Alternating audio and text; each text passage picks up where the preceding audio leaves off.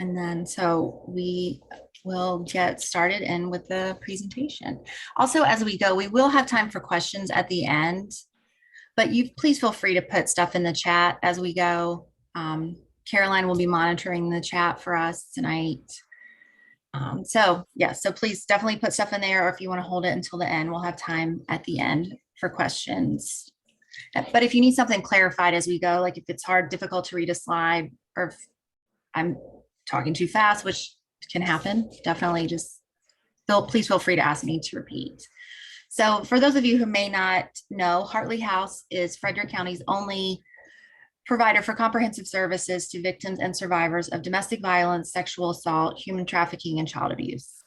Our mission is to end domestic violence, sexual assault, human trafficking, and child abuse, and to provide victims with safety, shelter, and supportive services.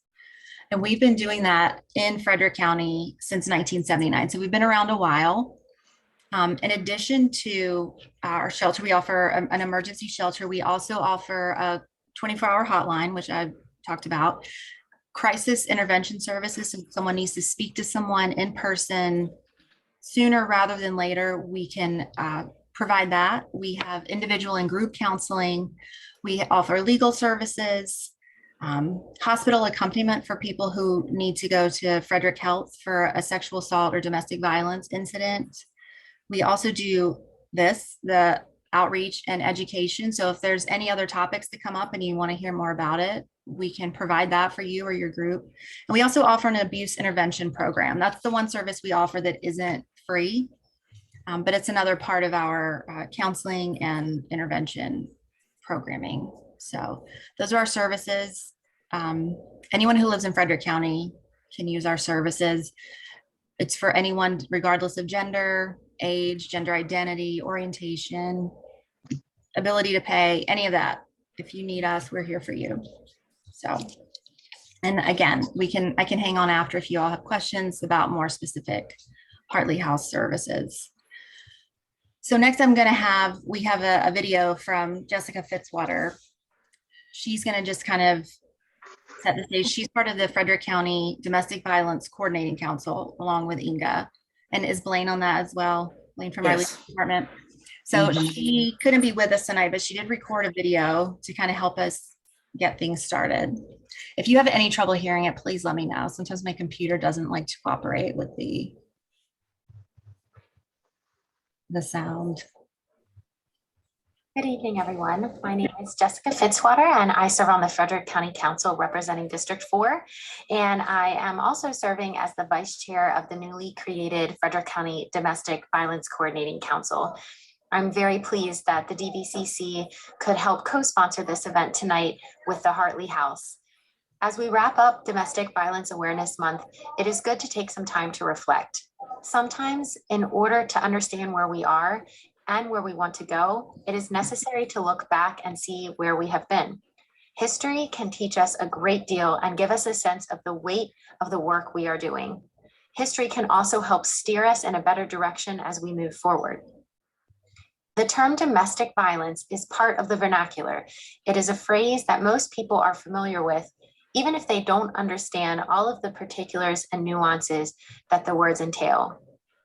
What may be unfamiliar to most is how recently in our history, domestic violence has been treated as a crime. When compared to the totality of history, we are in the midst of a very short period of time in which domestic violence is seen to be unacceptable by society and is understood to be something that can happen to anyone, regardless of gender, gender identity, socioeconomic status, race, or age. And yet stereotypes and misunderstandings persist. There are two reasons why we at the DVCC wanted to co-sponsor this event. At times, we may all feel defeated as though the issue of domestic violence is not getting any better. But when we look back and really take measure of how far we have moved the needle on creating a society that does not tolerate intimate partner violence, we see that we have been making steady progress, slow as it may feel at times. The other reason is that it is important to be retrospective, and that in doing so, we may begin to truly understand how pernicious and pervasive this kind of violence is and has always been. There is no aspect of society or of daily life that is not somehow impacted by the effects of intimate partner violence. This evening's program will allow us to put a toe in the water of the ocean that is the history of domestic violence. This issue is vast and complex and is as old as the human race. No webinar or program will be able to cover all that information, but we are glad to have you here with us tonight, and we trust you will learn more than you knew before, and by doing so, become part of the work to truly make intimate partner violence a thing of the past. Thank you so much for being here this evening.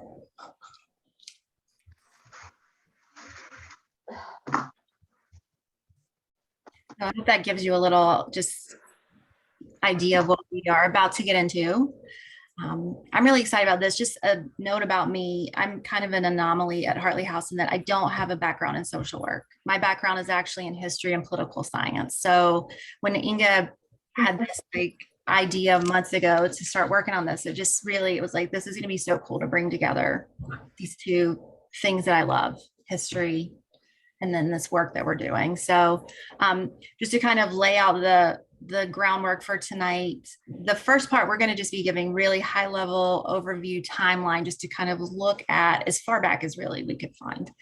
But just kind of go through like a quicker timeline to bring you closer into what these things look like today. And some of the stuff might be new information for you, but some of it probably won't be. Some of it might be stuff you know.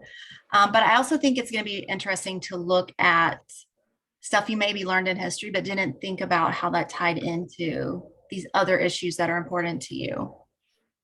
And so you might, again, feel like you're back in history class, but I mean, you all probably remember learning about the Code of Hammurabi in school, right? Like we all learned about that. And it just, does anyone want to remind us what that is tonight?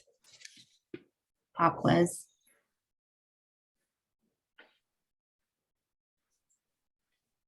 That's all right.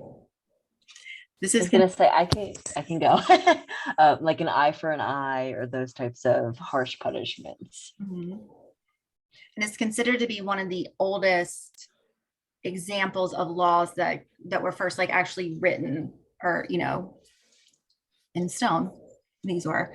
But so yeah, so this is just going to kind of show us back thousands of years, these patriarchal ideas really started being not just the commonly accepted, but actually written into law. And so therefore became like part of the DNA of society in that way. And so under this code, women and children were regarded as property. And it wasn't only allowed for them to be punished by their husbands and fathers, but in fact, some of the laws stated that they were to be punished, that violence was expected against them in some of these cases. And so we can see as far back that as this and further, really, that women and children were very marginalized and not seen as equal or even as important as the husband or the father of the household. And in the Roman Empire, 27, so we're still in BC, their laws allowed for men to sell wives and children into slavery if they needed to make money. So they were literally seen as property. And so, but we look at that and we think that sounds crazy. But we look to today and you can see this thread, this common thread running through when we talk today about financial abuse and how you have these situations where one partner is prevented from being able to have a job or have any access to finances, and so are therefore completely dependent on their partner or their spouse for everything. So while this might feel like a very ancient idea, it's things that are still happening today in some senses. And even today we don't use the same terms, but we have people who have been trafficked by family members. So this idea of trading your child or your wife for profit is very old, but it still is happening today. So that's that thread. And we'll kind of see that as we go. And these things that when we look at it in this historical lens sound so crazy and awful, it would never happen today, but these things are still happening. And that's why it's really important that we look back and kind of see where we've come from. And then if we bring it in closer to the 15th century, you can see that the Catholic Church established rules for marriage that proclaimed that the husband was like over his wife, judge over his wife, and even said that at times physical discipline was an acceptable thing that would help benefit her soul. And Puritan culture in the 17th century, I think this is really timely as we're getting ready to, Thanksgiving season is upon us. And when we think about these people who came over for what they called religious freedom, but like what we're going to see is really another common thread when we are moving into more modern times and American history, is that these things we're talking about really benefited white men and white people. And so but even in the Puritan system, women and children were not considered really individuals. They were considered property. They were not in any way able to participate in the creation of laws or things outside the home. And then we look at other religions. This isn't uncommon in Judaism. There are some traditions in Judaism where the wife's expected to be the peacemaker, meaning she's supposed to just put up with whatever happens to maintain the peace of the home.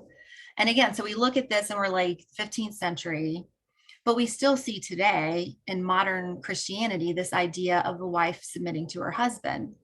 And that doesn't mean that's always abusive or always bad, but you can see how easy that could become a form of abuse if there isn't consent and equality going into those decisions about roles and how people treat each other. But you can see even in this, so we're into like the centuries, like AD, and women and children are still left out of the public sphere and out of those decision-making processes that directly impact them.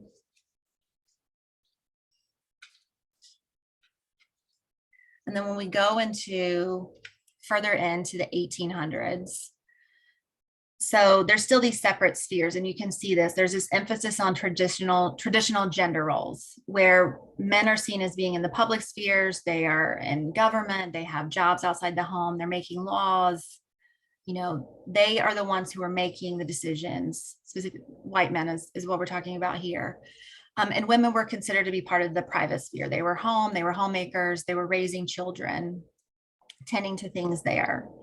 And so, because of this, what we would call women's issues, intimate partner violence, domestic violence, marital rape, those were seen as personal matters. Those were not seen as something for government or the law to be involved in. Because if it was happening inside the home, it was the business of the husband of the home and no one outside that.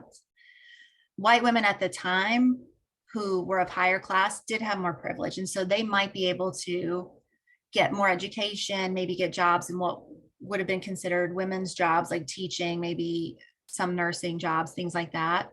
But again, there still wasn't a place where women in general could be educated or be considered equal. They weren't allowed to own property. And then when you look at women of color, you look at Black women at the time in the 1800s, they were being enslaved. So they had no rights. They were all being treated as property. And so when we are discussing these changes in laws, we want to keep in mind that even though there were some laws at the time that were being maybe created to protect some people, they weren't protecting all people and they weren't benefiting all people. And so, and then when we look at these, when the laws came into existence, and Black women could be teachers, in the North, there might have been more freedoms for Black women in the North, but they still would not have been considered decision makers to the same extent. And so when we look at this in the past, we can really start to understand this stuff was built into the foundations of our country, why there's still a persistence of these gender issues in our society, and why intimate partner violence still persists, because we haven't really been able to eliminate some of these underlying causes and these underlying beliefs and cultural norms that persist. Are there any questions so far? I'm not seeing any in the chat.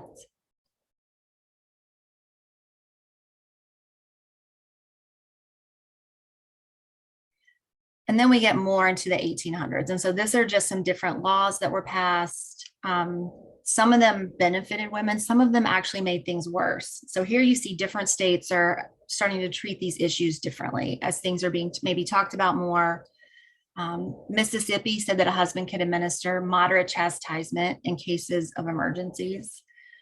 I think something that's really interesting here, if you look at 1866, is when the ASPCA, the American Society for the Prevention of Cruelty to Animals, was established.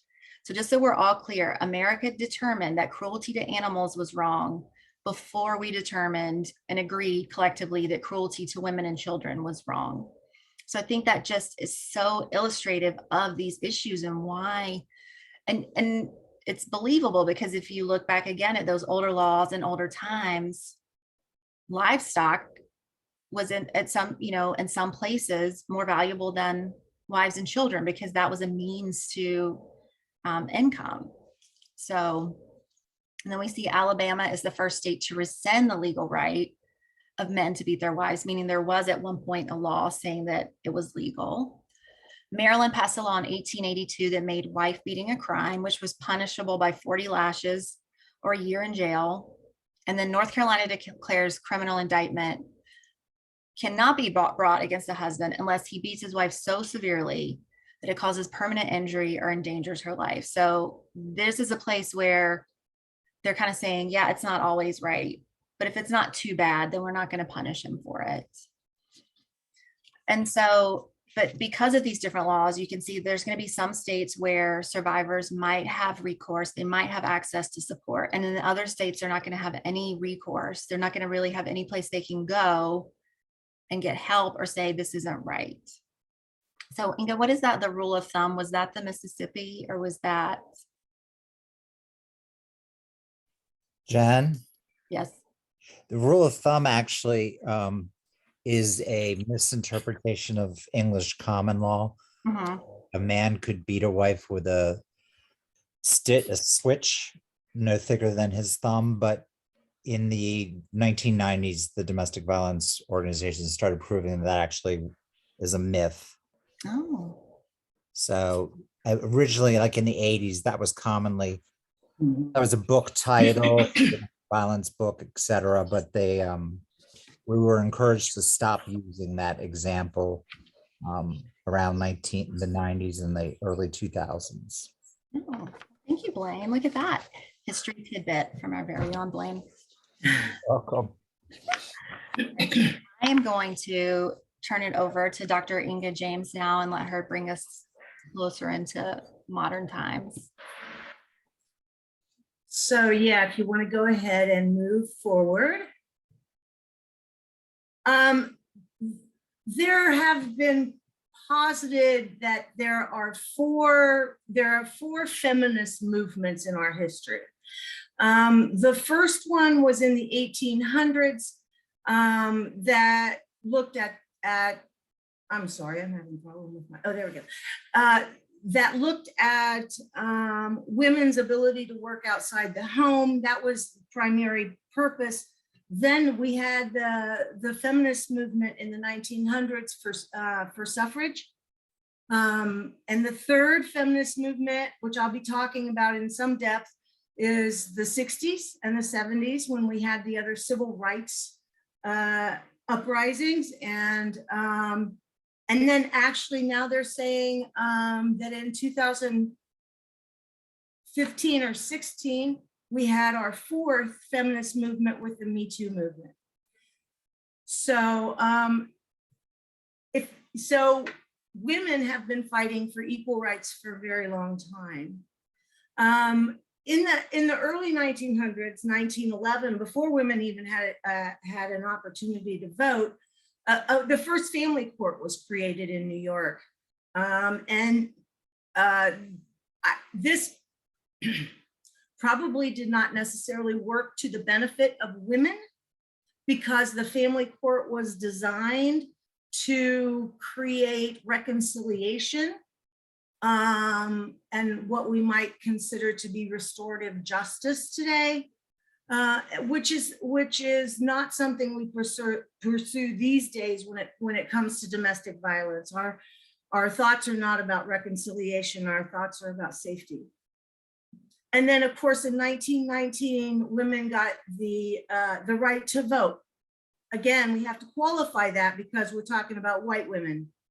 And we'll see all along the history that there is a divide between the efforts of what you might consider to be the majority feminist movement and people from the minority groups who don't feel they're being represented at all by the feminist movement. So we'll talk a little bit about that more later. Go ahead and change. Next slide, please.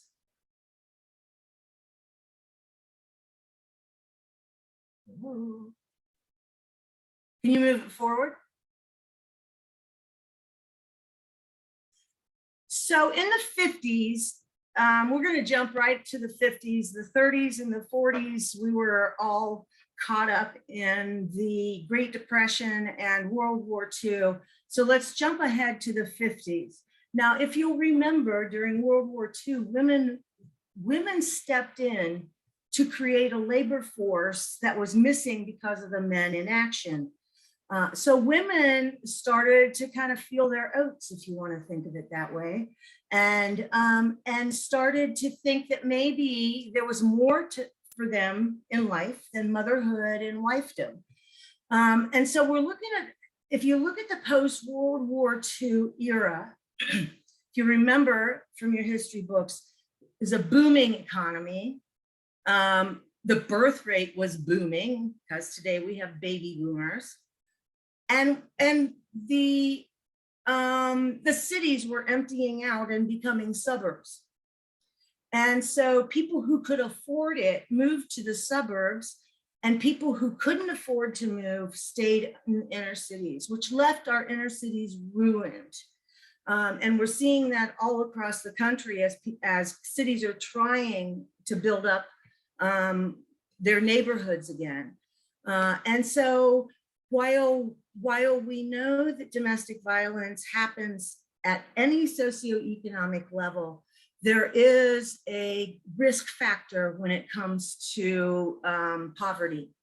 And so these inner cities were left to fend for themselves, and it created a much more stressed and tense family life for those that remained back because they didn't have the financial means, which is a risk factor for domestic violence. Contrarily then, in the 50s, more to the later 50s, TV started to produce these shows that were false narratives around family, like Leave It to Beaver and I Love Lucy, where everything was peachy keen, there was no stress in the family, and families were expected or felt like they should live up to these false narratives, which creates even more stress in the family. And then if you move on a little further, in around 1954, the civil rights movement started. And so minority groups started uniting, created different, how do I want to put this, different factions, but mostly they were pretty united, which is why the civil rights movement worked, is because there was unity in their ranks. But that created the foundation for the feminist, the large scale feminist movement to start. So when the civil rights movement, the anti-war movement of the late 50s and 60s, the Black liberation movements, created this grassroots power that women felt and were able to unite themselves into what we know now as the women's liberation movement.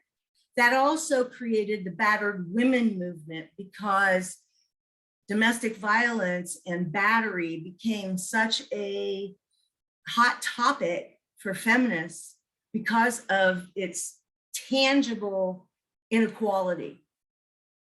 So there was a lot of fomenting in the 50s, which would lead to the 60s. And we know how chaotic the 60s were. One of the things that the 60s brought to us was something called radical feminism. Radical feminism, obviously an offshoot of the women's liberation movement, and is actually still quite a popular philosophy today. But the whole foundation of radical feminism is that our society was filled with systemic sexism and misogyny, and that women's oppression, and they believed women were oppressed, came from social roles and institutional structures that were all created by men and male supremacy. And so the radical feminist movement believed that patriarchy was at the root of not only women's inequality, but also the violence that happened in homes, including sexual violence. And it's very interesting how they worked their information gathering, because they created the consciousness raising groups. I don't know if any of you remember that. I'm kind of like just at that age where I remember that phrase, where they brought women of all walks of life, middle income, blue collar, intellectuals. They brought them together and asked them, what's your life like? What's going on? And these women would talk about the fact that they were limited in opportunity, unhappy in the roles that were being forced upon them, and were yearning to have something different. So they used this data to shore up their belief that patriarchy was the problem here. And the only way to bring equality to women was the ending of patriarchy. The interesting thing about the radical feminism movement is that they branched off from every other movement because they didn't trust some of the Black liberation, what's called the New Left, or the different Marxist societies, because they were all run by men. So they had to break off in order to do what they felt was necessary, which was to break down the patriarchy. So in 65, you'll see on here that Congress passed laws about non-discrimination in the workplace for women, and equal pay for equal work, but it still left all of the traditional conventions around marriage standing. So women were allowed in the workplace to earn the same amount of money their male counterparts earned, if they could get out of the house, because still in the law, their husband was the leader of the family and created the rules that dictated the family. In 1963, Betty Friedan wrote The Feminine Mystique.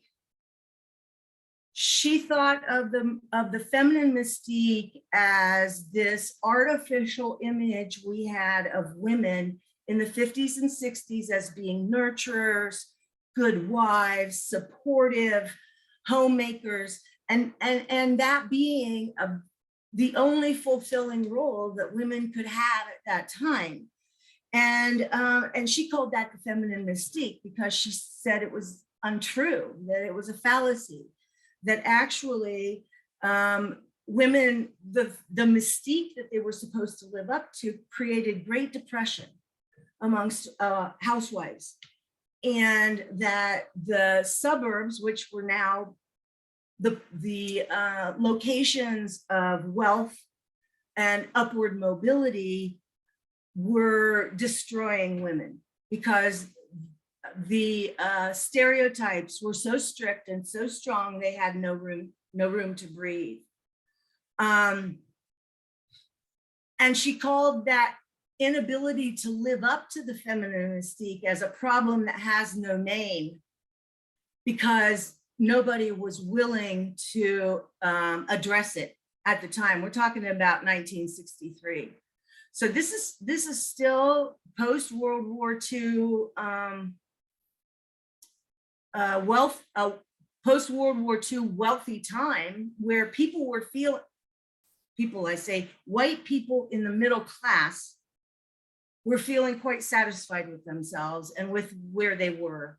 And so you can see that everything was stacked against women becoming any kind of independent, because the powers that be were happy with things. The economy was good, families were being raised, and you know, our media was telling everybody that life is beautiful and wonderful, and roads are made of gold.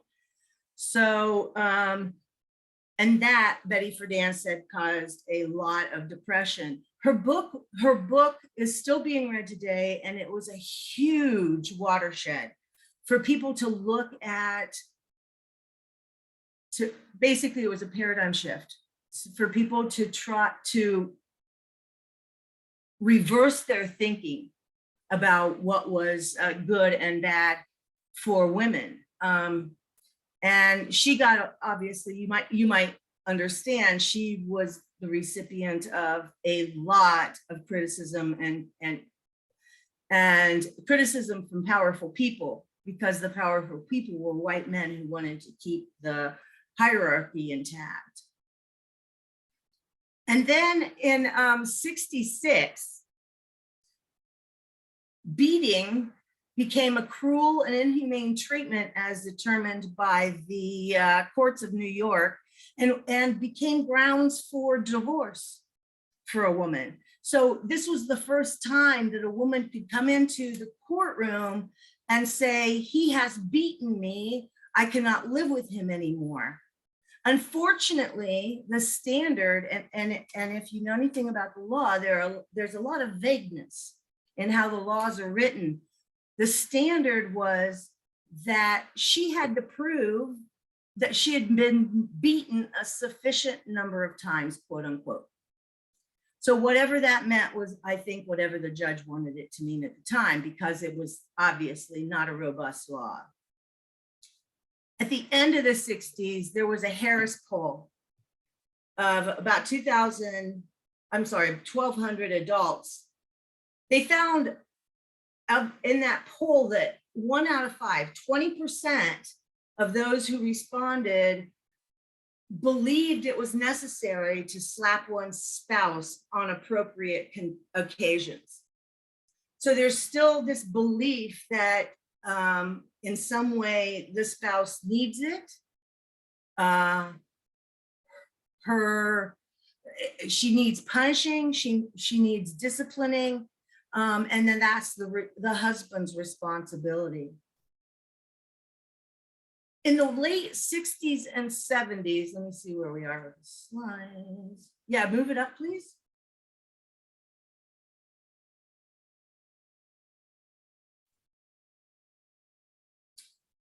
The women, the liberation movement, the feminist movement set the stage in the 70s for the battered women's movement, for women to come out and out themselves in order to make social change. And the movement started to illustrate the types of treatment that women were suffering from in the home. And there were women who were willing to come forward and say, this happened to me or is happening to me.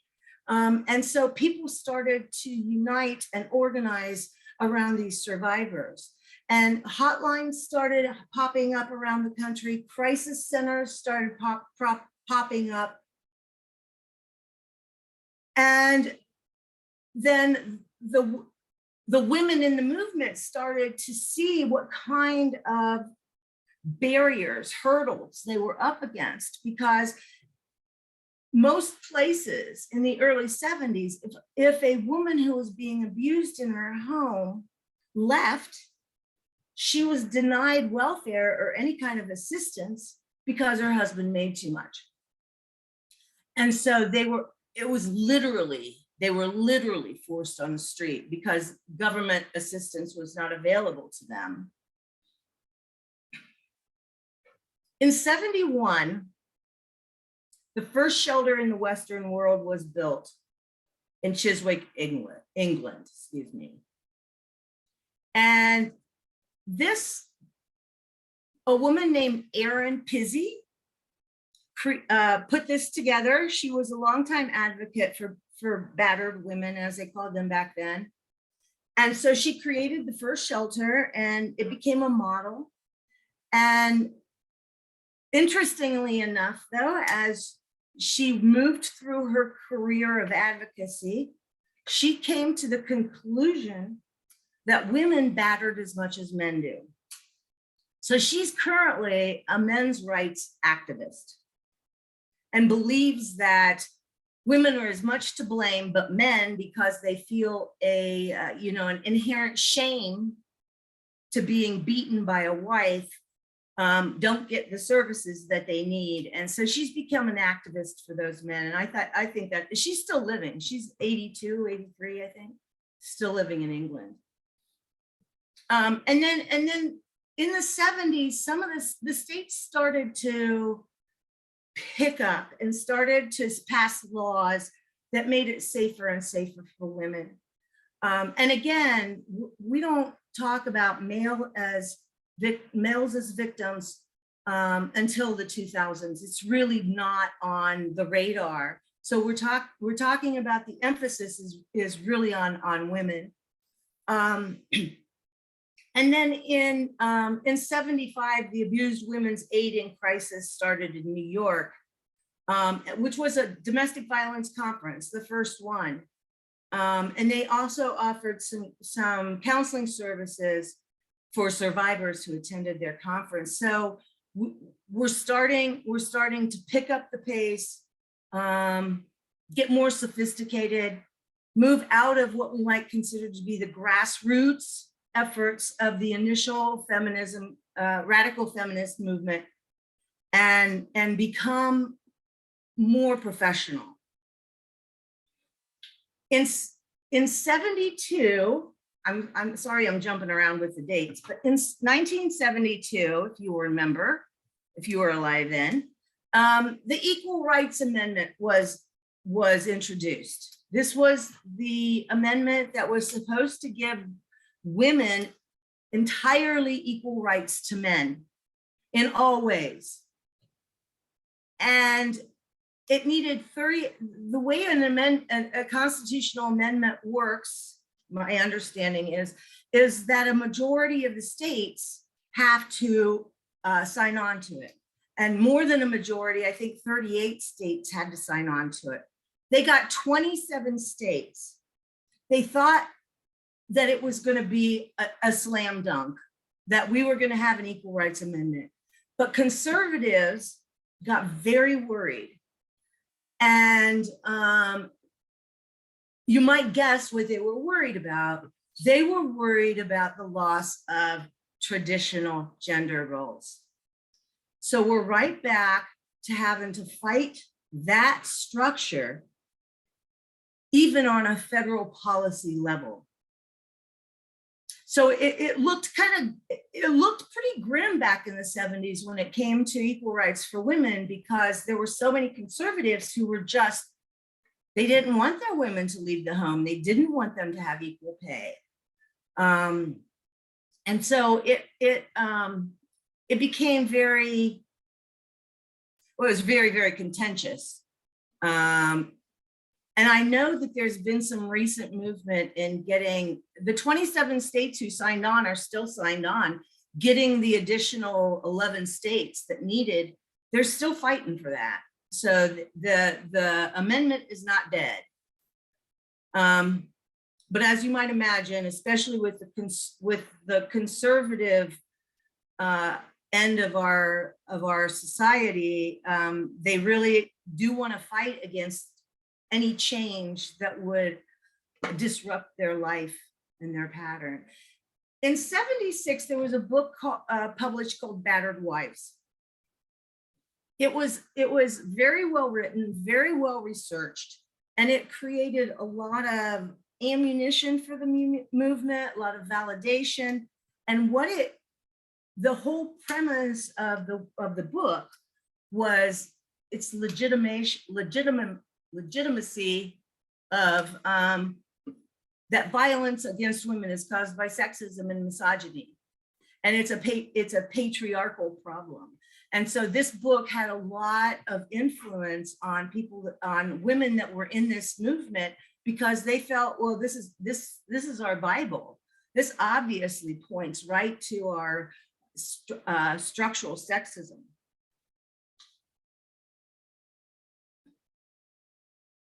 Yeah, move it up.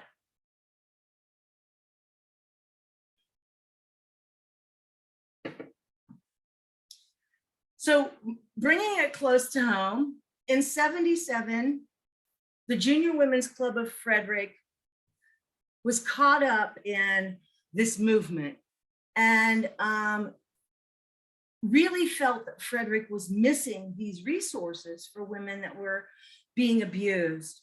And so they started collecting data, the Junior Women's Club, from DSS, from the police, from probation and parole, from every place they could, to show how many abused women were in Frederick.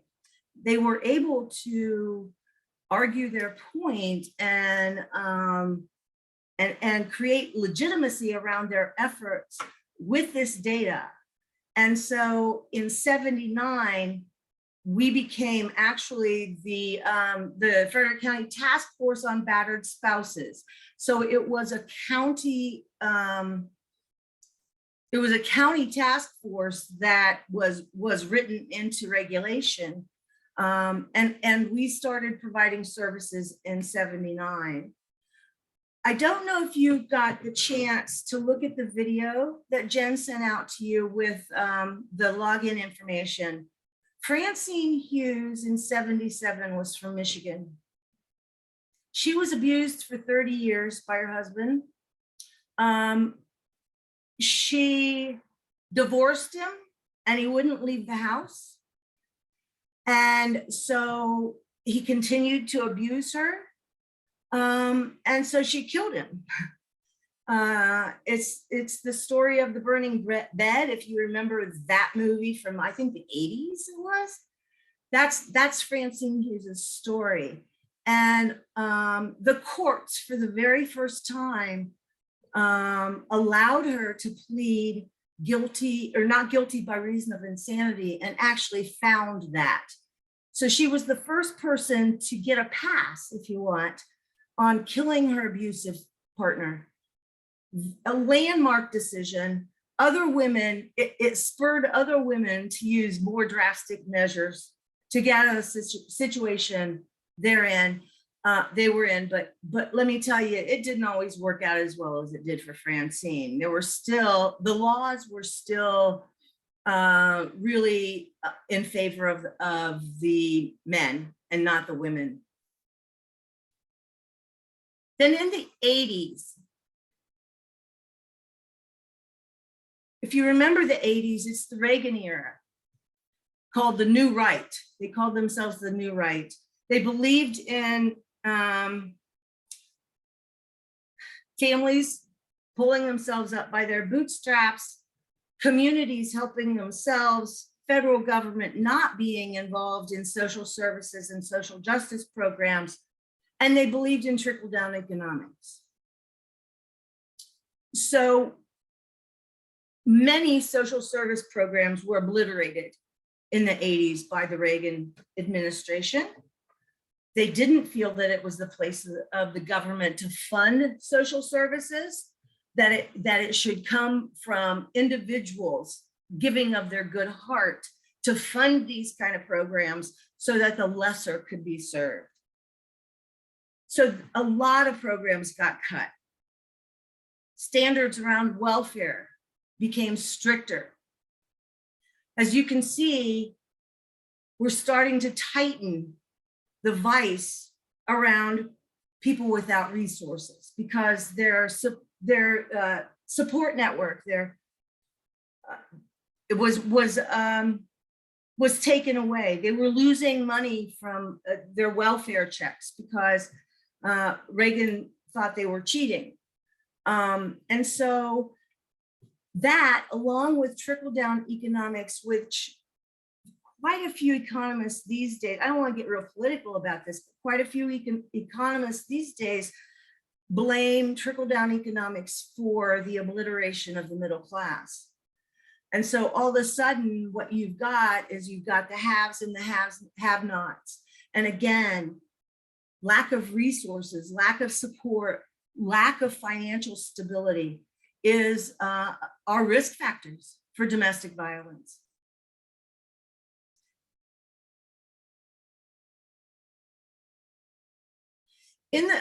Also in 1980 came the birth of the Domestic Abuse Intervention Program out of Duluth, Minnesota. And I mention this because, first of all, it was a pioneer in studying offender and victim behavior, in understanding power and control. They're the ones that created the power and control wheel you might be familiar with. So Duluth has had a very huge influence on the entire domestic violence community back in the 80s and still to this day. They have an offender program which goes by the name the Duluth model, which many organizations still use today to work with offenders. So they've become really instrumental in innovation around domestic violence, in creative programming, and figuring out what was needed that had never been there before. And then you get into the mid 80s and shelters are popping up all over. 700 shelters, over 200,000 people served every year. And so the work that was being done at the grassroots level, and most of the people that were there at the grassroots level often were survivors and survivor allies, but they were just activists that were starting these organizations, that were setting up these shelters. And the government took a long time to actually get involved in funding domestic violence programs for whatever reason. In 84, the People versus Liberta was a New York case, which was the first case to make marital rape a crime. What we know about domestic violence is sexual violence is really common. It's really hard to parse it out. But there were many years where it was completely legal to rape your spouse. Thankfully, after Liberta, we were able to, that set the precedent, and the rest of the country has followed. And then the Domestic Violence Prevention Act of '87 permanently funded shelters through local departments of social services. Permanently is really a misnomer, because if you know anything about nonprofits, we're never permanently funded for anything. So, but established a funding stream. In '85, pulling it back to Frederick, Hartley House was given a house to use as a shelter by the Hartley family. It was at that time we decided to change our name from the Task Force for Battered Spouses to the Hartley House. So that's how we got our name, and we've been running a shelter ever since. In the late 80s, going back to context again, in the late 80s, rap and hip hop started rearing its head, and it became a source, an outlet for kids in the inner cities to be able to talk their experience and voice their feelings. But unfortunately, rap and hip hop have a lot of misogynistic tendencies. There's a lot of sexism in much rap and hip hop. And again, what we're looking at here is the roadblocks that are thrown up in our face whenever we try to combat intimate partner violence. So it's been the media, it's been television, it's been music now, and it just goes on because misogyny is so embedded in our culture. The idea that women are less than men is incredibly embedded, and it's one of those values that we don't even recognize that we're ascribing to. There's a story from our AIP, our abuse intervention coordinator, where he talks about he had a female intern who was in the group with him while he was providing this programming, and she made a comment. And nobody acknowledged her. None of the men acknowledged her. They turned to James and talked to him as if she hadn't even spoken. And when he brought that to their attention, they didn't realize it. They had no realization that she had spoke, that they had ignored her. It was a surprise.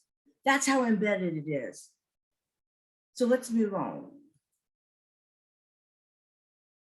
So in the 90s, we move into the widespread era of computers. Can we move on to the next one, please?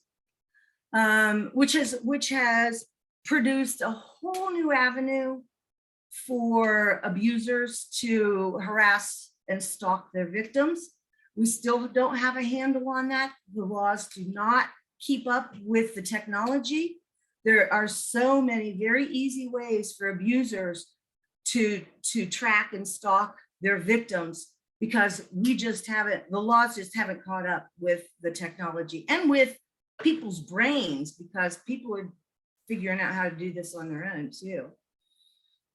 So we're looking at 48 out of 50 states in 90 have enacted injunctions in the courts to restrain men from abusing women or harassing.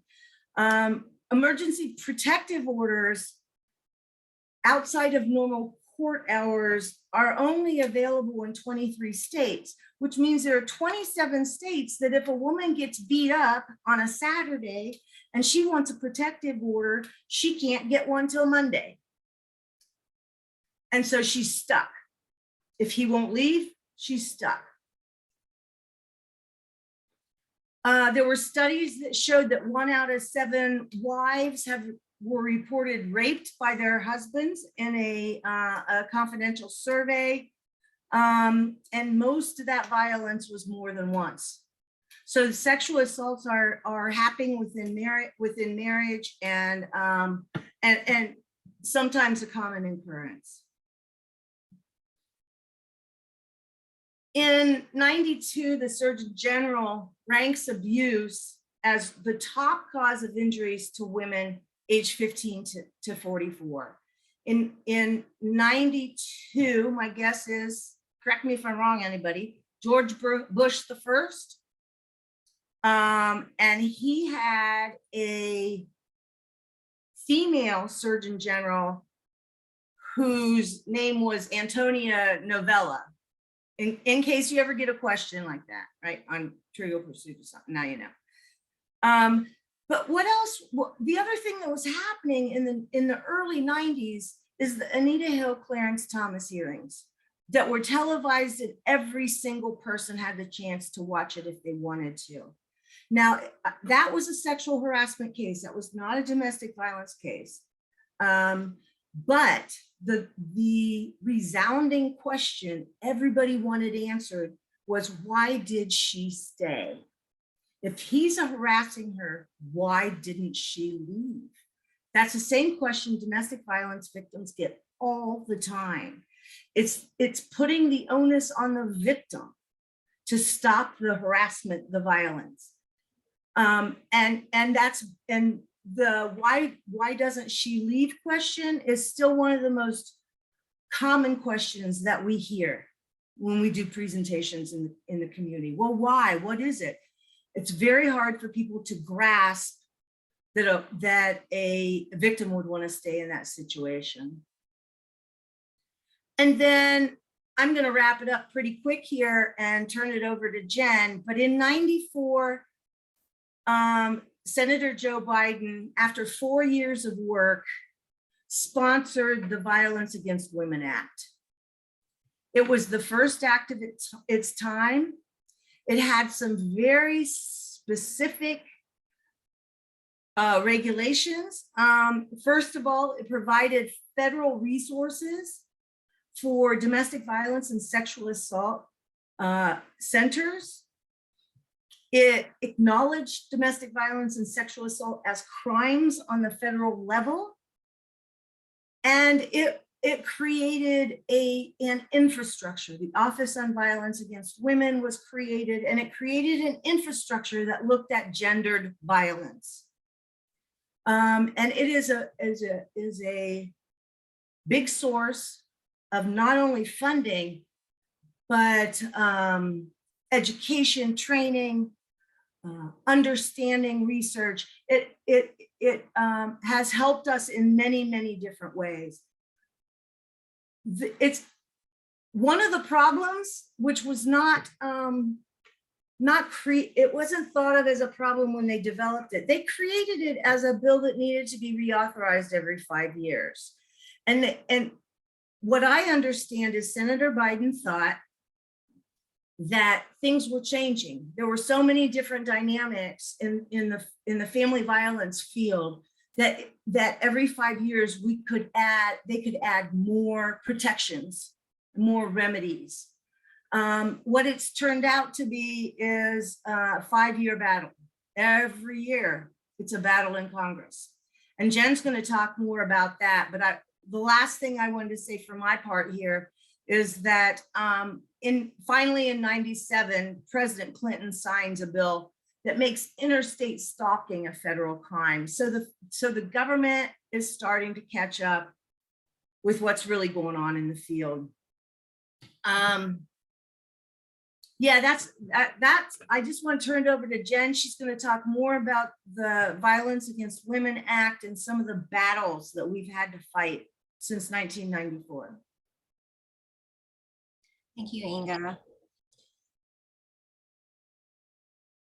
Yeah, I was surprised when I came into this work how contentious this Violence Against Women Act has been and how much pushback there is and how it's really used as kind of a battlefield in in what we call the culture wars.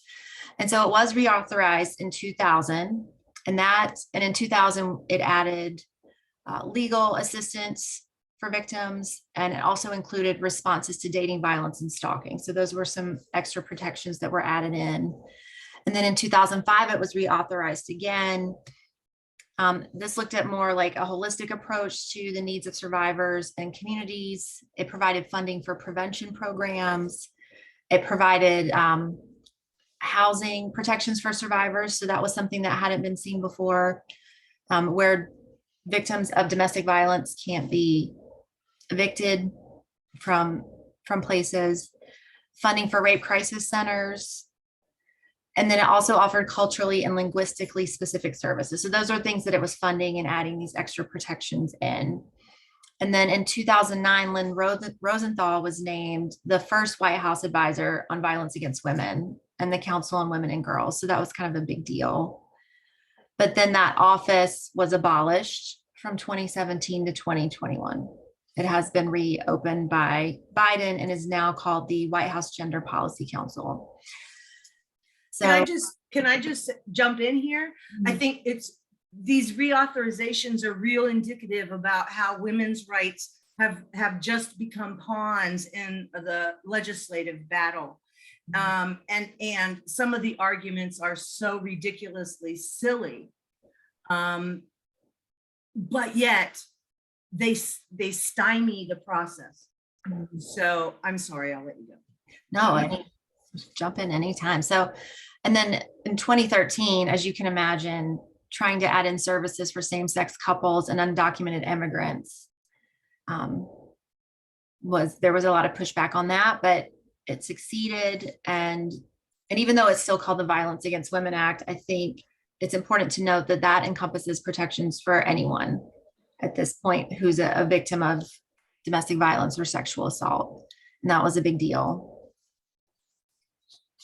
Undocumented immigrants to be able to receive temporary visas and legal protections, enhanced access to safety and justice for Native Americans.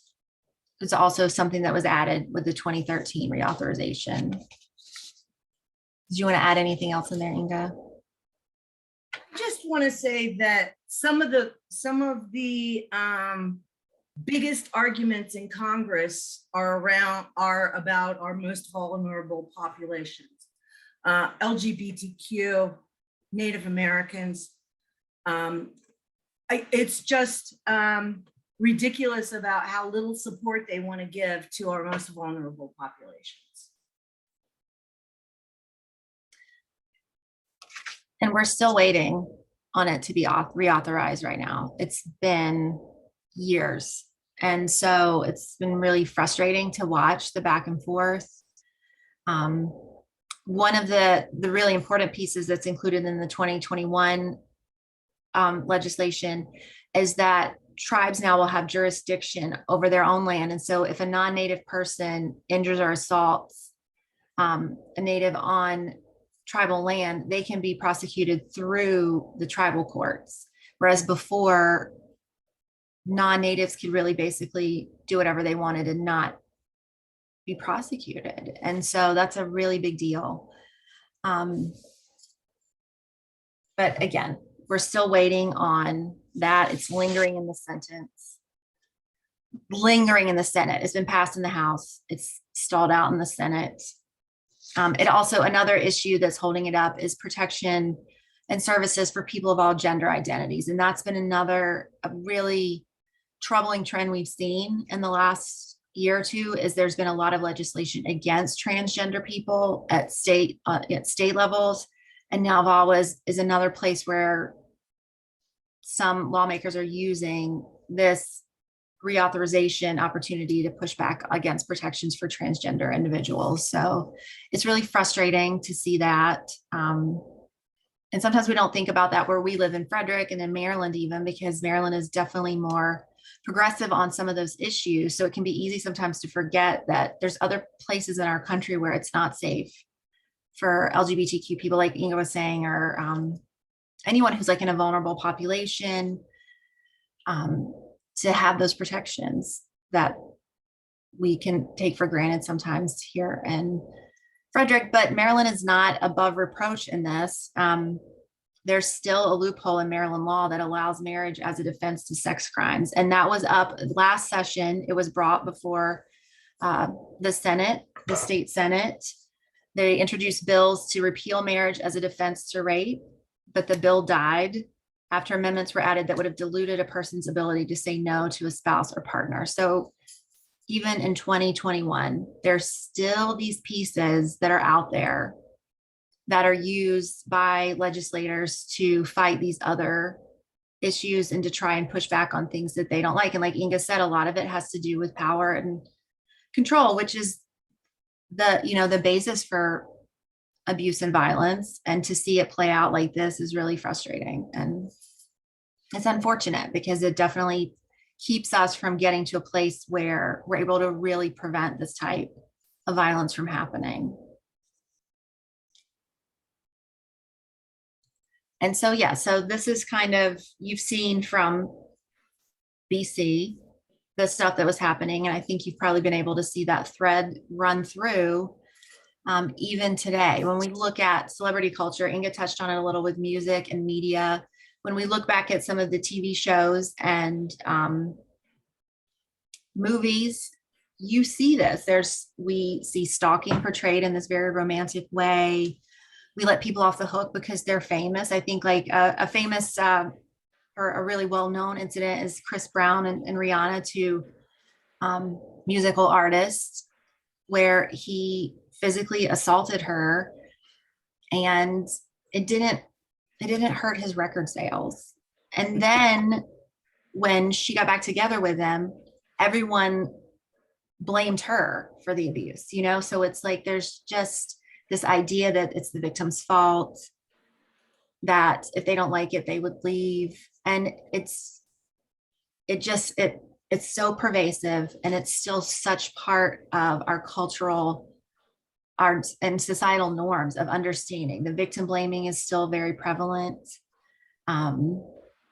But we also look at like fundamentalist religion. I know there is a pastor who's pretty famous who in 2007 was asked, should a woman stay with a husband who's abusing her? And he said, you know, if it's not that bad, you know, if he's just smacking her around every now and then, like, yeah, maybe that's for a time she's called to suffering. And this is a person who has millions of followers who listen to him and trust that what he's saying is right. So this isn't just something from hundreds or thousands of years ago. This is still happening. And these things are still part of our culture. And it can be difficult to name it at times because we don't want to offend people. I come from a very like religious background, and my family's very religious. So it can be difficult to broach these topics because we don't want to offend people. But that's part of the reason they've been allowed to persist for so long, is because we don't talk about them and we don't bring them to light. And another issue is who we do talk about. And so I think a really like a more recent example is the situation with Gabby Petito, where she was this influencer. So she was on social media, she had all these followers, and this horrific thing happened to her. And so it made sense that there was a lot of media attention given to looking for her partner. And there wasn't anything wrong with that. But in contrast to all the other victims who have gone missing, who've been murdered by their partners, who never get any attention, it really brought out again this inequality in how we even talk about victims and who gets attention and who doesn't, and who are the people that we don't think about or who aren't treated the same in the eyes of the law when it comes to these situations. So there's still a lot of work to be done. There's so much work to be done. We're still fighting this battle daily, you know, at Hartley House. But just to kind of put it in perspective for you, on average, this is in the United States, 24 people per minute are victims of rape, physical violence, or stalking by an intimate partner. That comes out to more than 12 million people a year in the United States alone. And those statistics come from the National Domestic Violence Hotline. Those are our current statistics. So it's really difficult. And when it is kind of woven into the fabric of society, it's woven into our cultural beliefs, it's woven into societal norms and religious beliefs, it can be so difficult to extract those threads and remove them from the fabric. But it can be done. And we're working towards that day. And I'm really grateful that you all were here tonight to have this conversation. I hope you learned something. But if you want to know, like, how can you help? How can you become an advocate? Get the word out. Tell people about this. If you learned something tonight that was interesting, share that. Tell people about Hartley House.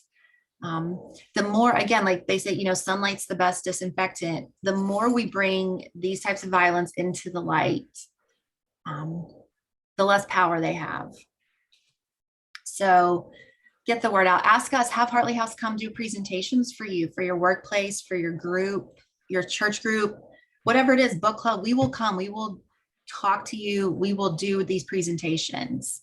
Another way to become an advocate is to believe survivors.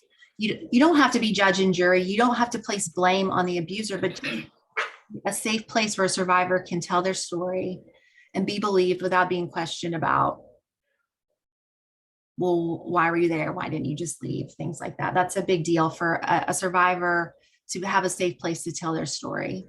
Learning the signs of domestic violence. That's another program that Hartley House provides. We can walk you through that. If you go to our website, we have some downloadable guides that kind of help you see the red flags of abuse and what to do, how to help a survivor. Be a resource. maybe you come into contact with a friend or family member or someone at work who seems like they're having a hard time. Let them know about Hartley House. Learn what you can about how to support someone and what else is around and what are available resources for people. Because someone who's maybe confined, if someone's confined to living with their abuser and maybe can't do the research on their own, if you could do that for them, that could be a really big help. Maybe you can call Hartley House and ask those questions if they're not able to call Hartley House or the National Domestic Violence Hotline, or whoever their local resource might be. And then advocate for change. Like tonight, we just saw these issues, and we're looking at the Violence Against Women Act and how that still hasn't been reauthorized. Call your senators, call your whoever you can get on the phone, local, state, national. Advocate for these issues. Keep yourself up to date on what bills are before the state Senate. That's the thing that affects everyday life in Maryland. And so many of us don't pay attention to those things on the state level. Pay attention to them.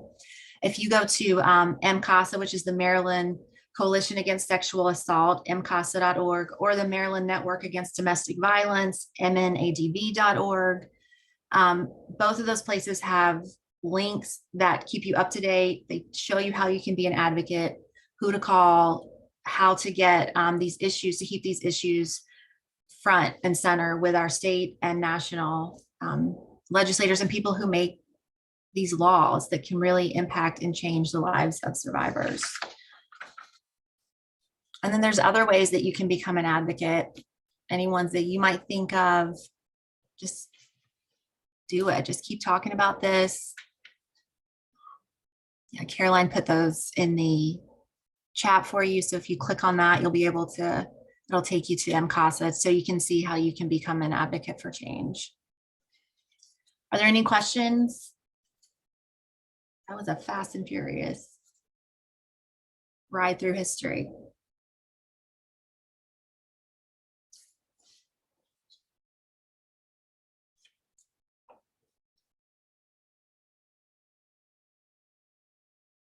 Is this something you all would like to see more of from Hartley House, more of these kind of historical viewpoints, or just kind of not our traditional 101 type programming? Yeah, thank you very much. It was this was excellent. Thank you. I think the more we can learn, the more we can do. So sure, I'd love to see more of this type of programming. Let me go ahead and just pop this up. This is just a reminder of our hotline, our website. And then if you have any questions, or that's a good email address, you can send us an email if you think of other topics you want us to cover. But definitely get in touch if you would like us to come and do any type of presentation for you or your, wherever you are. Any final thoughts, Inga? No, I just, our goal now, our prevention paradigm right now is to engage community members and have community members become champions and ambassadors and carry the message and talk to their friends about domestic violence and sexual assault are things people like to ignore, but abuse thrives in silence. So we have to break that silence. And so we are always trying to recruit people who will take what they've learned from us and talk about it. Talk about it, bring other people's awareness up. Just do what you can, because right now, there's a trial going on for a person who murdered his partner. So it's happening all over.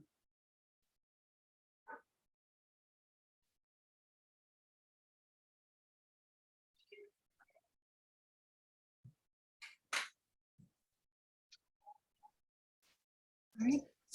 Thank you so much for coming. This was really fun to do. It was fun to research, and I love history, so I really enjoyed it. And I hope you enjoyed it too. It's a very interesting topic about how social movements work and kind of what they're inspired by. So I'm glad we got to share this with you tonight.